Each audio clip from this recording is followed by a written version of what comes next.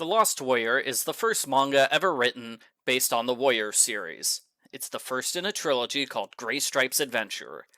I'm sure it was a huge relief to fans to learn Graystripe's returning to the series. Graystripe is a good character. I did not like it when he was kicked out of the series to make room for Brambleclaw as the clan's new second in command. Argofont Book Review, Argofont Book Review.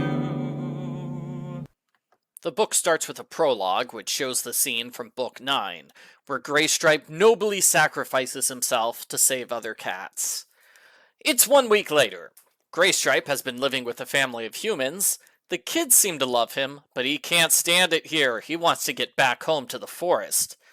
The first time he steps outside, he's overwhelmed by all the noises and smells. Like he's never heard things before. The kids try to cheer him up with a toy mouse, but he gets mad and destroys it when he realizes it's not a real mouse. That was a sad scene, and it's basically the last we see of the human kids. It makes me wish Graystripe stayed with the humans who love him and he became their good pet, but obviously he can't do that.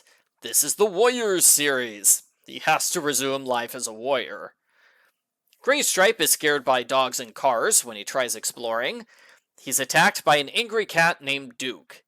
Graystripe loses the fight, and he worries he's losing his warrior skills. A friendly she-cat named Millie helps him find the way back to the house. That night he dreams of Silverstream and Feathertail, his dead wife and daughter. Millie takes Graystripe to a small forest clearing. He teaches her about hunting and fighting. They spend days doing warrior training and enjoying each other's company. They get a chance to test out their skills for real when Duke and two friends start a fight. Graystripe easily wins, and he gets all mopey because that wasn't a real fight.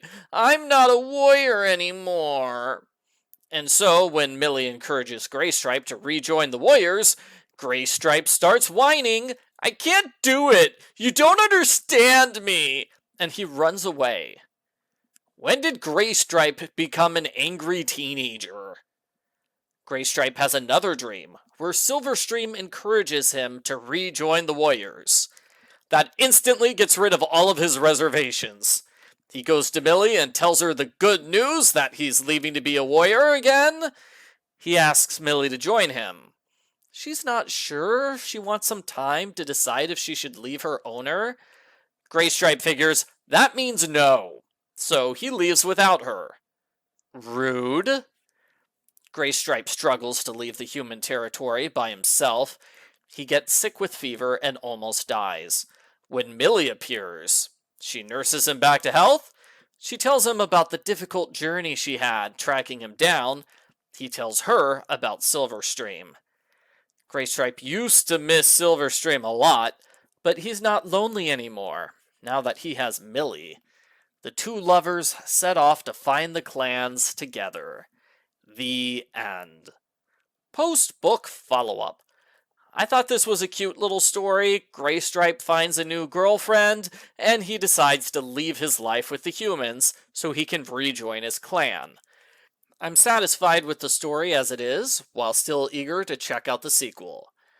The art is fine. I think Millie looks better than Graystripe does. Graystripe's eyebrows make him look constantly mad and angry. I think Graystripe not being a warrior anymore is a good idea, which wasn't developed enough. It's been 2 weeks at most. He can't have forgotten everything. Instead, he acts like it's hopeless, and he complains he can't ever be a warrior again, until the last chapter. That's kind of a problem with the story. I feel like the real Graystripe would run away from the humans immediately, instead of leaving the house and coming back multiple times. But if he didn't stick around the humans for a while, he wouldn't have met Millie. Overall, I liked it. It's a 90-page graphic novel with a simple story which entertained me, even if the normally jovial Graystripe spent most of his time complaining. I honestly wouldn't mind that much if the Warriors series was shorter, standalone stories like this, instead of massive interconnected epics which take days to read.